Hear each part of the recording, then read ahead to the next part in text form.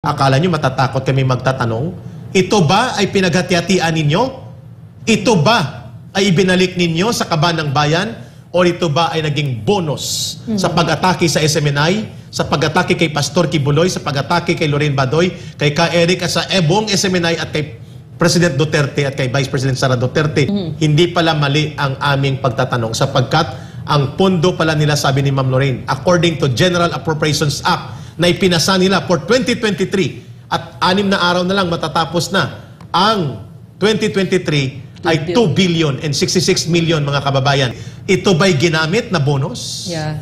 Pag magtanong kami, may source o wala, karapatan po yan ng mamamayan na nakasaad sa konstitusyon. Ikukulong nyo kami ulit. Ngayong araw bumalik si Ka Eric sa programang Laban kasama ang bayan. Matatandaan sila ni Lorraine Badoy ay pinatawag sa kamera upang sagutin ang mga sinabi nila on air sa